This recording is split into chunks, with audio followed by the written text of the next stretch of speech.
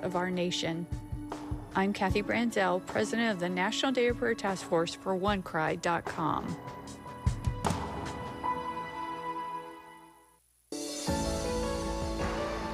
Greetings, KELP listeners. My name is Terry Gray, and I have the joy and privilege of serving as the pastor of Calvary Chapel Sun City, located on the west side of El Paso. I also have the joy of connecting with the radio audience in the borderland through the Summons broadcast heard each weekday at 5 p.m. right here on this station. On Summons, we study the Bible book by book, chapter by chapter, verse by verse, precept by precept. Please join us each weekday at 5 p.m. for Summons right here on KELP.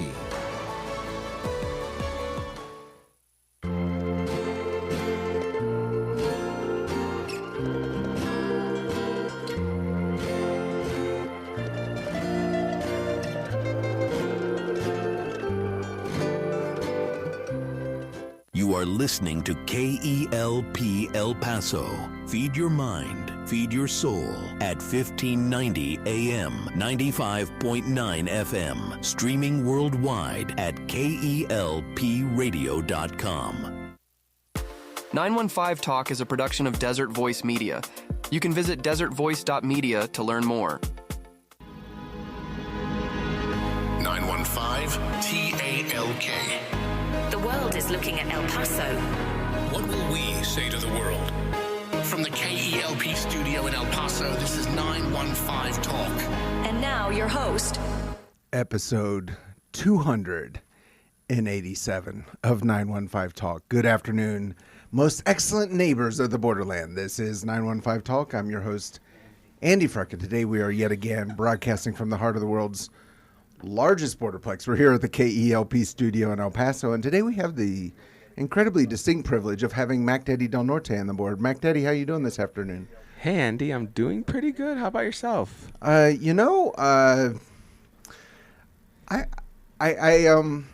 pretty happy. Yes, I know you are. You're on vacation mode, man. Yeah, well, we don't talk about that. But I bought some sandals today. I've never owned sandals in my life, just slides. And these sandals are great. I'm wearing them right now. Yeah. Oh, wow. Yeah, are those the Jesus sandals? Yeah. I was thinking, like, if the Jesus movement starts again, I'll be already ready to go. There you go. Yeah, so, you know, it's that time of year, Mac Daddy Del Norte. Okay. What time is that? Well, it's a lot of kids are getting ready for summer vacation. Oh, okay. That time. Graduating, that kind of thing. Yes. That is very true. And looking forward to adulthood. Right? So today we're going to be talking about what is biblical, real manhood and womanhood, which is a pretty that's a pretty big subject, right? Yeah, it actually is. And we have a very special guest with us here to talk about that. Oh, definitely. Do you know why he's special? Yes, because he is a unique expression of an endlessly creative God. He is the unique expression of an endlessly creative God. And we're going to be talking about manhood and womanhood. And he told me right before we went on air that he's took a course. It was Advanced Women's Studies at UTEP. Oh, wow. Right, which is a different class than the primitive women's studies. And I mean, I don't know very many guys who go through college and don't do women's studies. I don't remember ever doing women's studies. I don't know. I'm afraid I'm digging myself a hole here. He's also the pastor of Cross and Grace Church, the voice of Better News Radio, which airs at 12:30 each and every weekday on this radio station. We have a lot to talk about. Always a pleasure to have him on. So without further ado, let's give a very warm borderland welcome to one and the only Pastor Ricky Alcantar.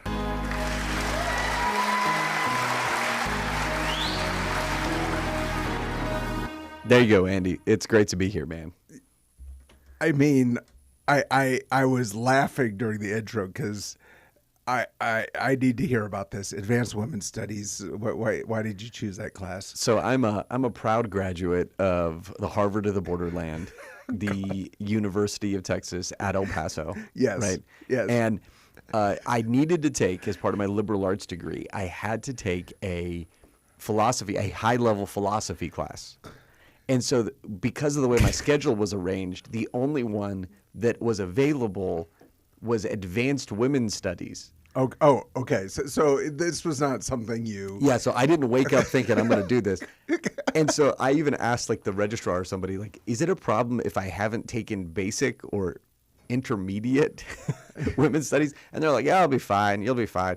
And I think they maybe even said, like, we want more guys in that class or something. They're like, we'd like to. So I ended up doing, and can you guess, Andy, this is going to test our friendship. Can you guess what grade I received in advanced women's studies? Oh man. So I'm thinking about this, like on the front end, it sounds kind of interesting and exciting, but there's probably a reason not a lot of guys sign up for that class. Possibly. Yeah. Right. I don't want to speculate too much why that might not be super exciting. But I'm going to go with B+. Okay. Well, thank you. I mean, I received that. I got an A in advanced women's studies, which I bring up occasionally to my wife to say, no, listen, I understand. I got an A. Right. No, but it was a great time. And honestly, it was one of the things I think God used to help me begin to understand. So I'm like 20, 21, 22.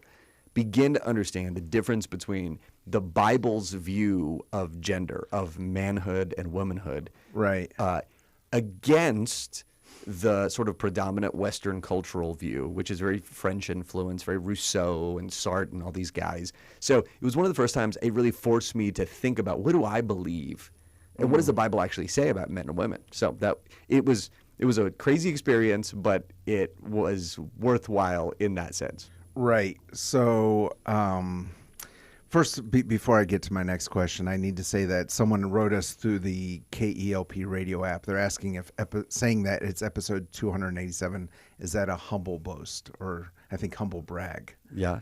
No, it's probably a little bit proud. Yeah. I mean, it is pretty remarkable. It's a lot. Because, well, and part of the thing, here's one of the reasons I love this program is, in El Paso, we don't have a ton of local media produced locally for the local people around us in the borderland. So I love this, and I want it to continue for many, many more episodes. Andy. Yeah, I hope so as well. And I think it's super fun that when I started off weekly, folks said, you're going to run out of guests. Oh, man. You're going to run out of interesting people to talk to. Yeah. And that has not happened yet, and we're even going daily. So I think I'm proud of it, hopefully in a humble way. Yeah. That makes no sense. Well, if you interview everyone in El Paso, which is like 800,000 people, you only have 799,800 people to go. Right. Yeah. Exactly. You also took math at UTEP. I did take math at UTEP. I will say I did remedial math at UTEP. That I did. I was forced to take a remedial math course. Right. Okay. So you talk about how in college you're taking this advanced women's studies class, and I don't want to go probably too much on a rabbit trail here, but you're saying you begin to see a difference between what might be taught in a university about what womanhood is and what the Bible teaches. But what would be a general statement about those two definitions? Well, it's a great question, and it's hard to summarize briefly, but I'm going to take a shot at it from Genesis 1 and 2. I think our Western culture and American culture defaults to believe that who we are, who we think of ourselves as, is primarily either discovered or created. And so that's sort of Enlightenment and then post-Enlightenment thinking. Basically, you need to figure out who you are. And most of that is by burrowing inward, by looking inside yourself at your own desires and staring deep into your soul and either discovering who you are or creating who you want to be. Okay. And that's sort of the default that we all run into. We all want to create who this person is in the mirror. The Bible actually says the opposite in many ways. the Bible doesn't start with what do we discover about ourselves or what do we create about ourselves, but rather the Bible starts with what does God say about us. So we start with our sense of personhood, not looking inward, but looking upward. Right. And so you find in Genesis 1, the creation of man and woman, it says, so God created man, and notice the reference point. God created man in his own image. In the image of God, he created him, male and female, he created them. Yeah. So who you are as a man or as a woman or as a human being is not defined by burrowing into yourself, but rather like looking upward and outward to the Lord. And Calvin has this great phrase. He says, you'll never really, I'm going to paraphrase Calvin if I can, but he says, you'll never really know who you are until you have looked at the face of God. Basically, you will not understand yourself until you see the one in whose image you are. Right. So I think that's a starting point. Yeah, I find it interesting, the way you describe it is, I mean, you did describe it briefly. It's like, you're looking at how God created you, or you're just looking at yourself and trying to figure it out on your own. I think one of the things I've thought about a lot in recent years is it's amazing how little of your life you actually decide for yourself. You didn't decide what family you were born in, what city you were born in. Really, you didn't decide your friends the first years of your life. You didn't decide, skin color, all of these things. And many people can be unhappy about what was decided for them. Oh, sure. And want to somehow change that. Right. And if we believe we have a loving creator, we accept the way that he made us. Yeah. And we aren't out to change that. But it can start off with like a simple thing like I don't like the way I look. Or Right. Oh, yeah. Yeah, looks is a super commonplace. Most people don't even think about it. But the way you look and what you think about what you see in the mirror really reveals a ton of what you believe about God and about yourself. Okay. Because if you're looking at somebody in the mirror and you're just looking at, I don't like this, I don't like that, I don't like this, I don't like that. Now, of course, we do have legitimate things going wrong in our bodies. We live in a fallen world. But Psalm 139 says that we're fearfully and wonderfully made, like you guys always start the show with. And we're made in the image of an infinitely creative God, right? Right. And so you have this immediate moment where you look in the mirror and you go, that's somebody made in God's image. Right.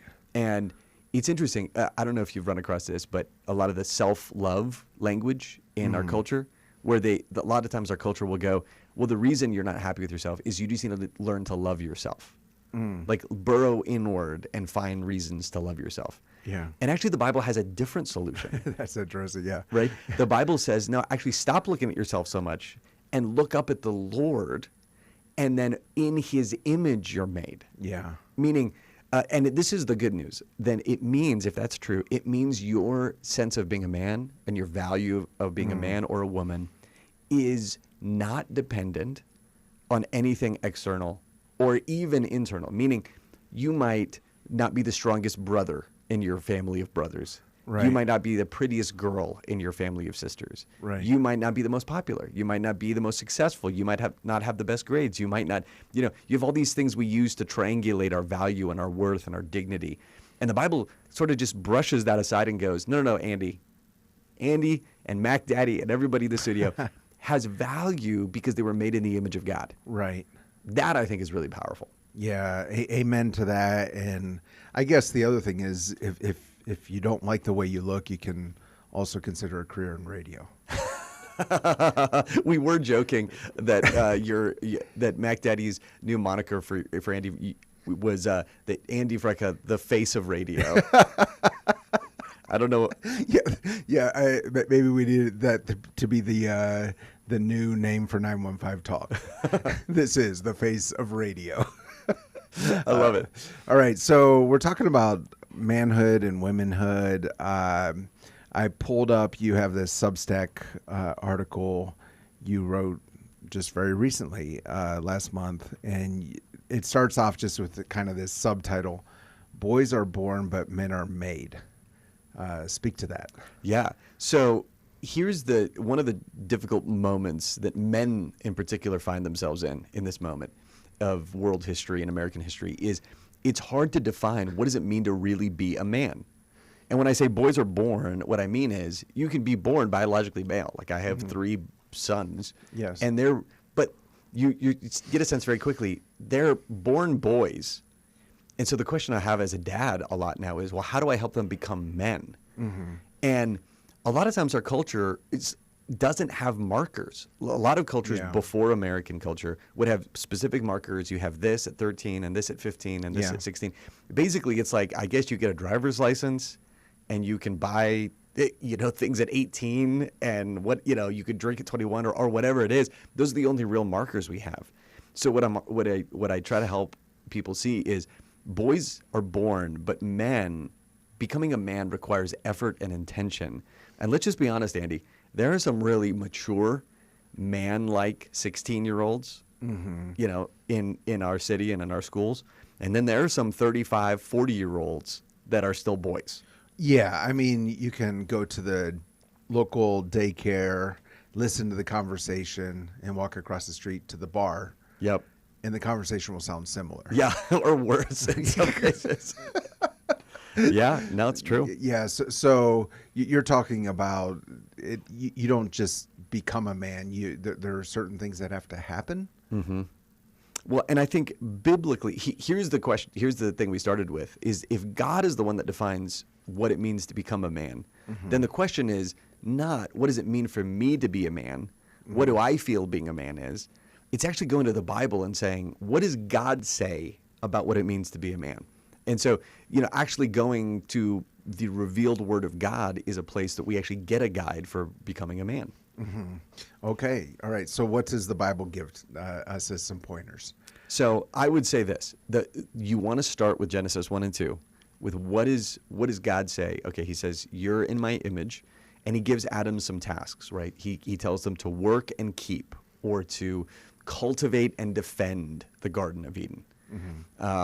And he gives him a job and sets him a task of watching over and building the garden and protecting it. And so out of that, my dad growing up gave me 4 principles of manhood that we could talk about if you want to. Okay, yeah, absolutely. But rooted in the Bible and in some teaching that he'd found, he gave me 4 principles. Number 1, reject passivity is the first principle. Okay. Now, reject passivity. Now, you know what passivity is, Andy? Of course you do. But not every listener may. Okay, so please define it So for us. Passivity just means being passive and not taking action, not doing something. I remember one of my first classes in college. So like instead of defining it, asking you to define it. Yeah, it's great. Exactly, man. Yeah, so the first class I think I ever went to at UTEP, it's a bunch of freshmen, right? And so there's a bunch of freshmen, and we show up to this classroom, and we know we're supposed to be in this classroom, but the door's closed and it's dark inside. Okay. And so I see people, there's a line of people like standing outside. And so I get in line thinking, okay, well, somebody's going to come by and let us in. And then I have the thought, did anyone try the door? Like, is it locked? So I just went up to the front of the line and I was like, hey, man, so it's locked? And they were like, I don't know. And so what happens next is the professor shows up and goes, what are you guys all doing standing around out here? And he just opens the door, which was unlocked, turns the lights on, and orders us to sit down. And I was realizing, because we're all freshmen, we're all like, oh, I guess it's just closed. Yeah. Meaning that passivity of like, I don't want to be the first one to try it. I don't want to look stupid. Right. And it's funny, that passivity is the opposite of what God gave Adam. He gave him responsibility, but what Adam chooses in Genesis 3 is passivity. So do you remember that moment where the snake is talking to Eve? I do. And saying, did God really say this? Did God really say that? Do you remember, Andy, where it says Adam is during that moment? I don't. Okay, so I'll read it to you because I think this is really important for men. Genesis chapter 3, it says, she took some of the fruit. And for a long time I read this passage, I'll be honest, like, oh man, Eve's off talking to the snake, and Adam, he's probably out there hard at work, and he comes back and he goes, what are you doing talking to the snake? Yeah, what have you done? But instead it says, she took of its fruit and ate, and she also gave some to her husband who was with her, and he ate. So he's just there with her. So he's That's the there. point. So you got to rethink, your view of Genesis of like He's just watching his wife talk to a snake. yes. So, and do you remember his job? His job was work and defend the garden. And so you think, okay, if He's doing neither. he's doing neither of those, he's not at work and he's not defending. Right. And so my dad pointed out, and a lot of biblical teaching he did with me pointed out, that one of the challenges we face as men is passivity of just not doing what we should do. Yeah, the other biblical reference that I'm reminded of right now is David having his infidelity that's right. with Bathsheba. That's right. And it's when the kings were going out to war. That's right. He's just staying at home. And he was in a passive stance. Yes. Yeah, so he wasn't doing what God told him to. So the first principle of godly manhood is implied in Genesis 1 and 2, but it's really tragically clear in Genesis 3, which is you got to reject being passive. Right. The second one is you accept responsibility. Okay. Now, one of the challenges is that every man, including myself, faces the temptation to shirk responsibility.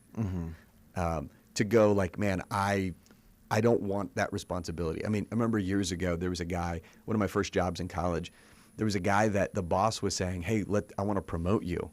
And the guy just said no. and I was talking to the boss, he was my boss at the time. I was like, why wouldn't you accept a promotion? And he was like, it's too much responsibility. It's too many problems.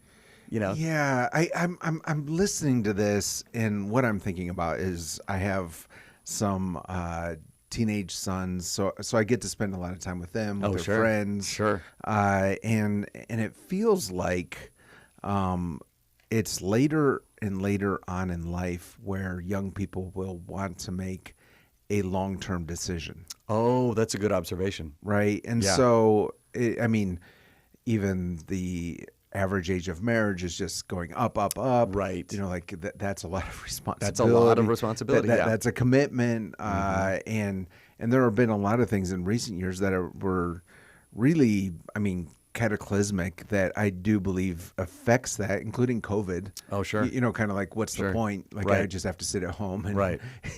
Right. I can't really change the world or Right. whatever the case would be.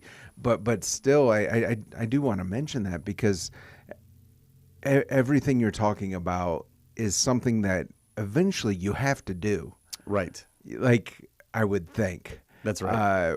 Or else you're going to live a very unhappy life. Yeah, absolutely. Well, it's so easy to think. I think we often think of sin primarily as sins of commission, meaning I did something God said not to do.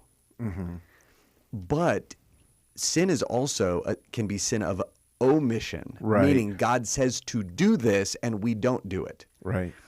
Just imagine a guy, like this is a counseling conversation I've had many times with a guy in his marriage. His marriage is really struggling, but he'll bring up like, well, I haven't ever hit my wife. I've never been unfaithful. I've never done this or this. Here's all the things I haven't done that are bad. Right. But then we'll have to help him with, brother, but the Bible also says, love your wife as Christ loved the church and gave himself up for her. Right. The Bible also says, bear with one another. Show love with, meaning there's a bunch of things you should be doing, and it's actually sinful to not do those things. So Right. So Mac Daddy Del Norte right now is on his phone, so he's going to join the conversation because he has some views on this. So Mac Daddy Del Norte, we're with Pastor Ricky. You know that. Yes. Across the Grace Church, we're talking about true manhood and womanhood. We're talking about responsibility. Yes. Does a real man wash the dishes? Oh, man. No. Sounds like there's a story behind this, Mac Daddy. There is. It's just when I got married with my wife, I saw her doing some manly things around the house.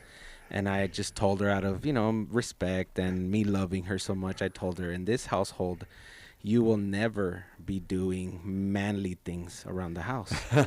I get to do the manly things, and you do women things. I'm never going to ask my wife to change a car's tire. Sure. Right? Yeah. Why not? That's a man's job, So therefore, you will never see me washing the dishes. Oh man. So to be fair, before people gang up on Mac Oh Daddy, yeah, you're setting him up, man. yeah, because Yeah. he does wash his whole clean his whole apartment. Okay. Yeah, I've helped You my know, wife, but there are like specific things that for him are manly or womanly. That's funny. And I mean, he and his wife are totally content and happy in yeah. that. But I was just thinking of that as we're having this conversation because, there are different responsibilities. He's obviously taken on a lot of responsibility, but for him, that's a man's job or a woman's job. Yeah. Well, and it's so to go from like the really mundane, which every couple is going to have different responsibilities and different things, of course. But the larger point being like there's something in us as guys, I think in particular, that we're like, I don't want to have to accept responsibility for that. Like I don't want to have to take that on and be held accountable for it. Like you talked about career. There's fewer guys going to college now. Sure. Or making career commitments to become like a master electrician or something because it's like, oh my goodness, 6 years of school. Right. Oh, I don't want to commit to 6 years. I don't even know what I'm going to want to do in 6 years. Right. Right. It's just they don't want to accept responsibility. And let me just say this: fatherlessness is an epidemic. Sure. In the border community and broadly in the U.S. And if you look at the statistics of like pro-life issues, Right. there is a massive percentage, the majority of women who are seeking abortions are there because partially or wholly because the father of the child will not commit to be a father. Right. And so this is like from the dishes all the way to the most serious. Sure. But I think accepting responsibility is what we were made to do. Right. Okay. Amen to that. And so we're talking about 4 kind of guiding points your dad gave you about being a man. Reject passivity. Accept responsibility. Right. And the third one is lead courageously. Okay. That I think of verses like Joshua 24. But as for me and my house, we will serve the Lord. Right. Like Joshua is basically saying, listen, man, I don't care if anybody's following me, but this is Sure. where we're going. Right. And I think there is a godly desire to and a godly calling to lead in areas. And it doesn't mean that you lead you lead everybody in your life. You don't walk into your office tomorrow and say, you have a new captain now. I'm the captain and you're going to listen to me. But where the Lord has given you an ability and a role to lead, you're made to lead out. And one of our biblical counselors at Cross of Grace made the observation that a lot of times in marriage counseling, the biggest problem that they have to address with guys is not a behavior that they're doing that they shouldn't be doing, although that's always present to some degree. But it's often a lot more the guys aren't leading at all spiritually, aren't praying with the family, aren't Sure. opening the word up, aren't asking their wife really intentionally, how are you really doing? How did that affect you? We're talking to their kids, being disconnected. And so whatever you've got responsibility, it looks like just leading out in that. Right. Okay. Is the third principle. So Yeah. leading courageously. I think some of the points you mentioned require vulnerability, and you have to have courage to be vulnerable. Yeah. Like we're gonna have prayer time, and maybe I don't know how to do this, but we're gonna do it. Yeah. And we're gonna talk about maybe a little bit about feelings. Right. Yeah, and it's funny because I think guys are hardwired. This is, I think, true biblically and even with research out there. Guys are hardwired for exploration and battle and quests and all that stuff. And so what'll happen is guys will be like a beast in an online multiplayer game or a beast in their home gym. They can bench, more this year than last year. They have these things that they're like, yeah. But when it comes to, okay, you got to talk to your teenage daughter and really have a hard conversation, Right. and share how you're feeling. Yeah. Guys are like, nope, I'd rather bench more. I'll cut the grass. Yeah, exactly. And so I think there's that need for men to lead out courageously, regardless of what the circumstances are. For sure. With that in mind, we had a question come in through the KELP radio app, which I think is for Mac Daddy Del Norte. Uh-oh. Is taking out the trash a man job or a woman job? That's a man job. Okay. All right. Which I also tell my wife never to take out the trash. She's to never take out the trash. I take it out as soon as I get home. It's Okay. waiting for me at the doorstep. All right. So that's good. I like that. But we're talking about you have some 2 sons and a daughter. Your daughter's going to grow up, and you're going to have some difficult conversations. You going to do that? Actually, I am. Okay. All right. Good job, buddy. Good job. Yeah. I'm Very the man good. of the house. I said that earlier. Yeah. All right. Amen. Okay. So love it. So taking out the trash. Can I give one more? Absolutely. Okay, one more in leading courageously. This goes out to all the single guys. I think we have an epidemic, if I could say it this way, with single guys in situationships with girls and girls in their church, girls, where guys Somebody need to hear that right now. right, where they're like, Pastor Ricky. Are you going out? And they're like, well, we're kind of talking, and we did get dinner. We went out for coffee. We did go to the movies, but I brought her flowers. but we're kind of more friends, and I'm just feeling it out. And as I've talked to brothers, sometimes guys, how long has this been going on? Yeah, like going on for 2 years, or something like that. And sometimes you just got to go, guys. Leading courageously is in that moment providing clarity. Yeah, like definition. Clarity is kindness in those moments, Right. where you just say, "Hey, look, here it is. I like you, Yeah. and I would love to date." Yes. Would that be okay? Right, Are you right. up for that? And I will say this: I'm talking to young Ricky as well, because when I was, I flew all the way out to have a conversation with now my wife Jen. Right. Before we'd started dating, Uh-huh. and we went out to this coffee shop, and I talked about a bunch of things. I said so many things. I was like, I really respect you, and then this and that, and like I would love to, And she left the conversation going like, I don't know what he was even talking about. Yeah. Like, Well, are we dating or not? He flew here. Yeah. So I fly across the country. So I feel that's communicating something. And then finally, I had to, in a messy phone call, had to be like, no, we are gonna date. Is that acceptable to you? And she was like, sure, that's great. Just waiting for you to say it. All right, bud. Yeah. So I think that's right. a word. Okay, so leading courageously means not being just in a situationship. If you're just joining us, we're with Pastor Ricky of Cross of Grace Church. Always love these conversations. But right now we have Charlie One on the phone. Charlie One, what are you seeing out in the roads this afternoon? Well, we have a few trouble spots right now. We're not in the clear yet. First of all, I want to go to the central area, Myrtle and Ange. That wreck just happened. PD went out there. That's Myrtle and Ange. Let's go to the east side where we have most of them. Lee Trevino and James Watt. That one just happened a few minutes ago. Joe Battle and Edgemere. Likewise, that one just happened a few minutes ago. PD and route, so just watch for that PD activity going out there. Gateway West and Hawkins, they've been dealing with this crash because it's a busy area there, so still on that one. Almost finished up there, Gateway West at Hawkins. And then this crash, still an active scene here on the west side, Donovan and Sunland Park, an injury crash, busy intersection here, Donovan and Sunland Park. And where I see that traffic kind of very busy right now is I-10 East, Copia, through that Spaghetti Bowl area.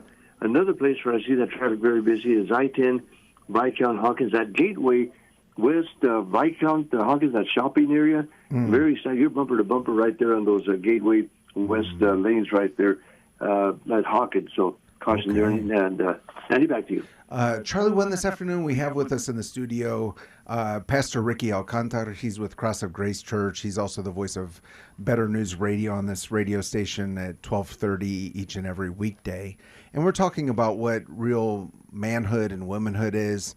And I would say that one thing that's common for both real men and real women is their love for menudo. Where would you recommend that these real men and women find those bowls of the breakfast of champions here in the borderland? And you can check that out. You can go get it at the Eastside Choice Meats at Loveland and Traywood because it's very delicious, and really you don't have to be very brave or anything like that to taste that menudo. If I can't take stuff that's very chili because it gives me heartburn or something. But this stuff, this menudo, it's a breakfast of champions here on the border, and it's very tasty, delicious. They have it. It's homemade menudo. They have it there, and it's already in a jar, and all you have to do is just take it home, put it in the fridge in the morning or whenever you choose, put it in the microwave. You're going to love it. That's delicious menudo, Eastside Choice Meats, Loveland and Traywood, Andy. Thank you, Charlie One. We'll talk soon. Thank you. And we're back with Pastor Ricky. We're talking about manhood and womanhood. Seems like we're talking a little bit more about manhood. That's okay. Yeah, it's okay. Yeah. Right. We have Father's Day coming up next month. We just finished Mother's Day. Right. And so we're moving forward, right? Yeah. You have a good Mother's Day? Oh, yeah. Yeah. It was fun because we had 3 generations of mothers at our Mother's Day. Oh, that's sweet. My mother-in-law, my wife, and our daughter. Oh. Yeah, so that was a lot of fun. It was our first Mother's Day for our daughter, and she and our grandson and her husband are doing cool, man. really, really great, and it was a lot of fun. But amazing. Yeah. So, but you've probably heard this. Like Mother's Day, I think is like holiday. I'm going to make this up, but I'm pretty close. Holiday number 3 in America. Oh, sure.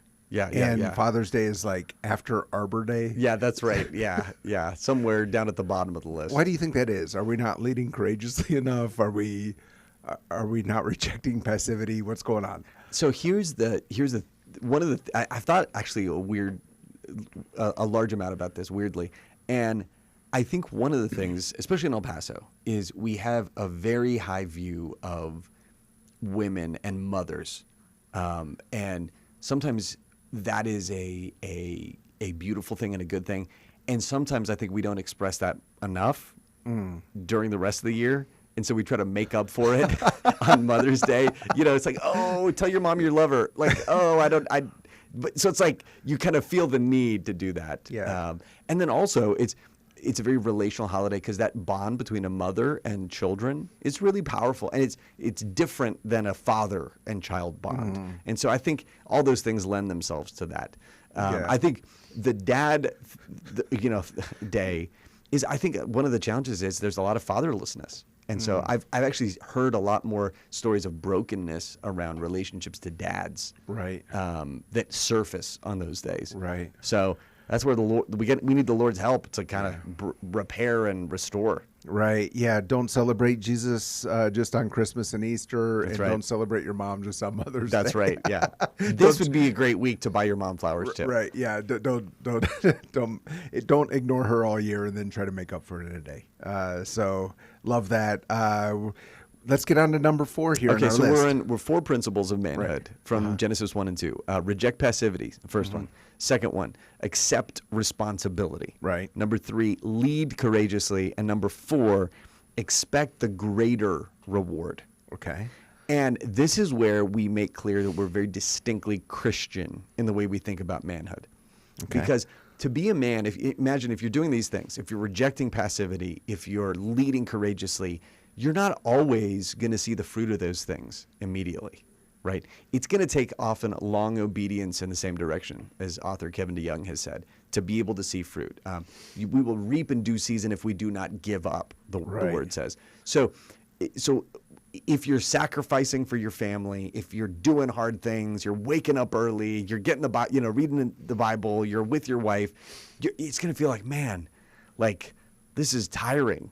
And here's the distinctly Christian thing. For us as Christians, we think this is a brief moment that we can make an investment that matters for eternity. Right. And when you think about eternity, it totally changes which things you work on and how hard you work on them. Right? Like one of the guys in my church who's an elder said he took an early retirement a number of years ago after selling a company. And he basically realized everybody's sad to see you go as you're leaving and retiring, and your business partners and associates are like, oh, we're gonna miss you, blah blah blah. And he said, and 2 months later nobody remembers you. Yeah. Or you could say 6 months, right? Meaning like 2 months after you're gone, somebody else has been trained, somebody is doing your job, right? Those things, they're important. Work is a way in which we glorify God, but that much of what we do at work in those accomplishments the world values will not last into eternity. Yeah, I mean, I'll give another example is you can live a whole life service for others, and after your funeral, people are just eating sandwiches and talking about their weekend plans. Right. It's not like everyone after your life is over talks a lot about it. Yeah. I mean, occasionally, sure. and hopefully your kids will talk about different stories and different things they learn, but for the most part, Yeah. It's just over. But then it reprioritizes what you give yourself to. Number one, your relationship with God, right? That gets bumped to the top of the list. Number two, your marriage. Sure. Right?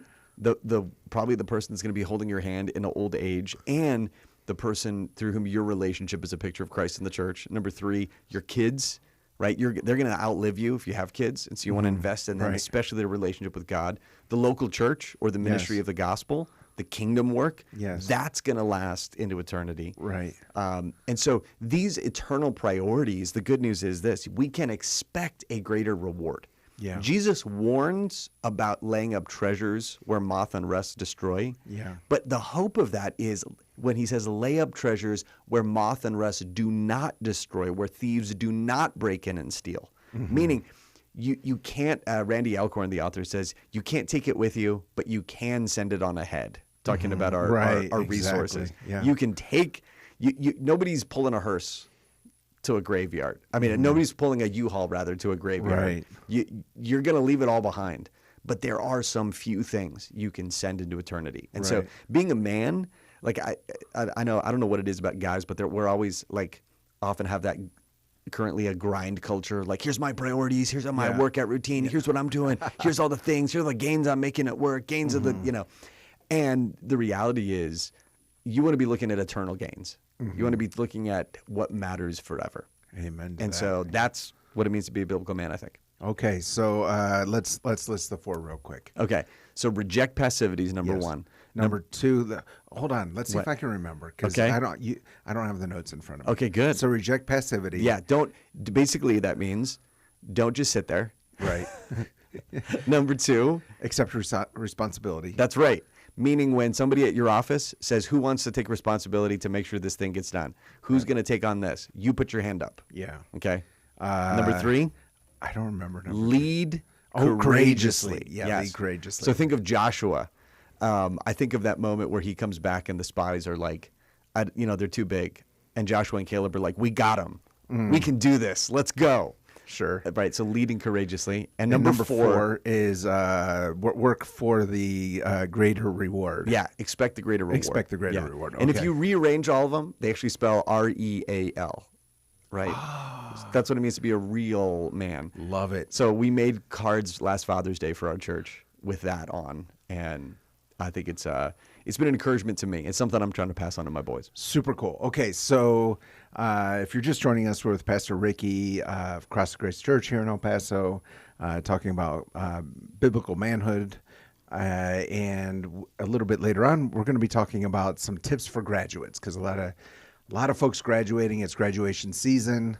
But right now we have Richie Hatch on the phone. He's with Jungle Driving School here in El Paso.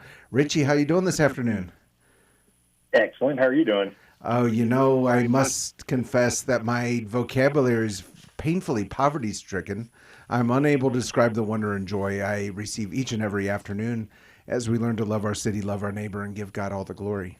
This educational journey is a true pleasure.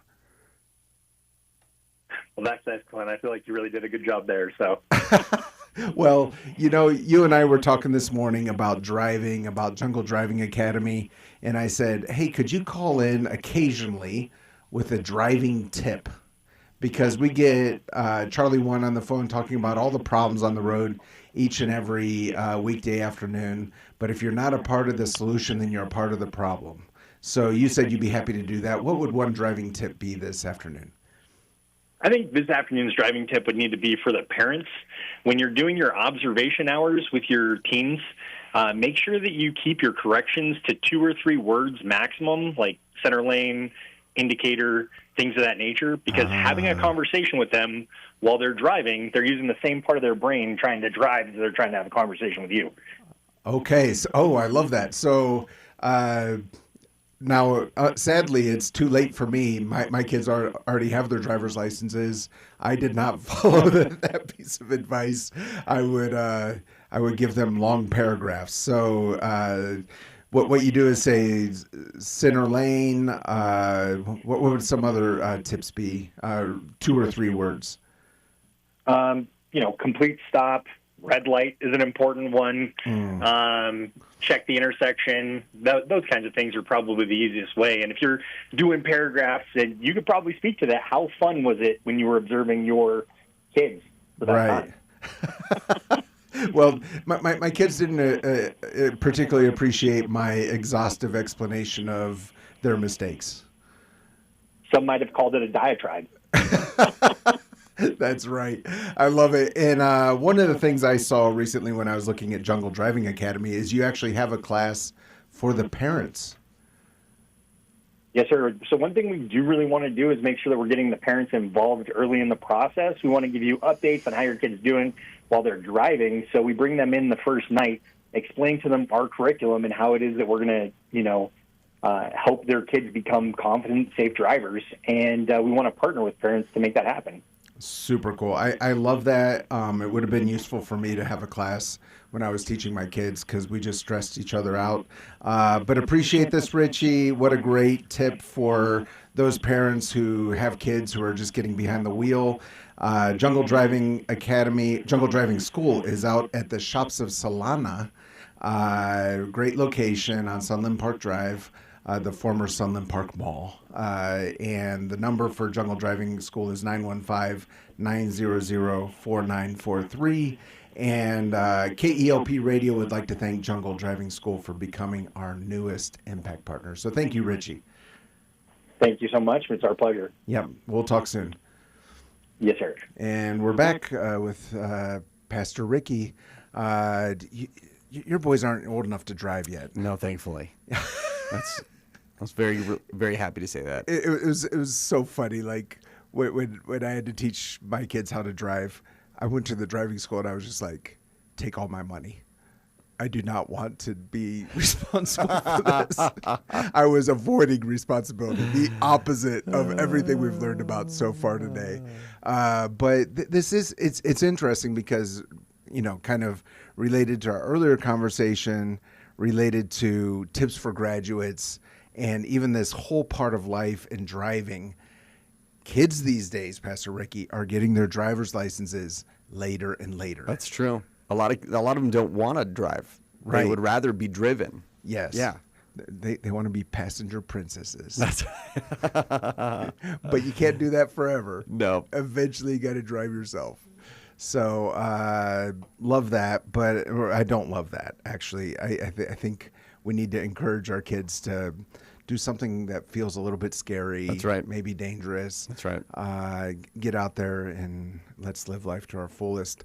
So with that in mind, it is graduation season. Okay. My youngest son is about to graduate from high school. Come on. I had someone recently say to me, they said, life begins when your kids move out and your dog dies. Oh. Which is a really sad way of putting it, but it will be a different time of life for us. That's true. We don't have a dog. That's true. But just this idea that as parents, you kind of do have this freedom now to kind of move about. Yeah. But I often think at this point, I'm like, if he didn't get all the words of wisdom I have for him, it's too late. That's. But if we could give him some words of wisdom, what would those be? Okay, so if you are, I would say this is just for graduates from high school. It's anybody who's kind of leaving young adulthood, moving into adulthood. And I have 3 pieces of advice that I'll back up and share with a story. But my 3 pieces of advice are: learn one craft, love one person, and live in one place. Okay. And that's my hot take. Okay, so Now, so single-mindedness. So here's one of the challenges. I think right now we face a constant paralyzing fear of commitment and a desire to keep all options open. Yeah. And so one of the challenges that I faced when I was a teenager is, I got to tell you about my first car. I want you to say that again. What we face a fear of commitment? Yes. Yeah. Well, I feel people just miss that. Oh man. Kids need to hear this. I'm going to start pounding on our imaginary pulpit old here. Old man Frecka is going to be like, kids these days need to hear this. We just started. Okay, so sorry. We just started making YouTube shorts. Yeah, so that's right. 915 Talk is our YouTube channel. Yep. And all our content has been 1 hour long. We just started right. putting in these shorts. Oh, good. These little snippets, and I need you to do that again for our YouTube reel because people need to hear that. Well, one of the things that paralyzes, I think, the younger generation is a fear of commitment and a desire to always keep your options open. Okay. Which leads to you never making a decision. And then you end up having the decision made for you. Wow.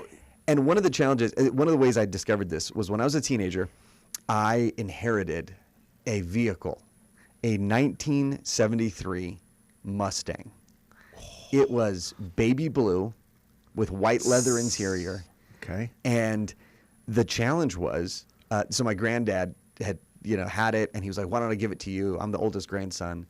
And so I took it, and I realized, one, it's going to need a ton of maintenance. Like, I'm going to have to learn to repair this car myself.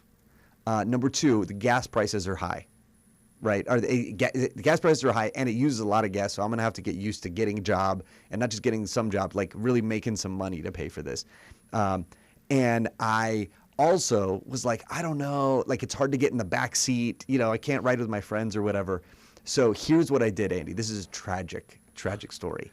I sold the Mustang to purchase a Nissan Sentra. Isn't that terrible? Andy's going to end the interview right now. Just like, that's it. You're off the radio. Like the radio curtains are closing right now. Yeah. Pastor Ricky was gifted a 1973 Mustang, and he was afraid of the responsibility of a Mustang? Yes. And you sold it? Yes. And bought a Sentra? That's correct. Okay, where were your father and grandfather? No, man. It's just they were looking at me. Well, and here is, I think when you're in that frame of mind, you don't want to commit to anything. That is the worst story I've ever heard in my life. But it helped me understand myself, to understand I wanted to always have my options open, right? Like on Friday, I didn't want to ever commit to one friend because what if another friend was doing something more fun? Or what if that other friend, something else happened? So I wanted to keep everything open.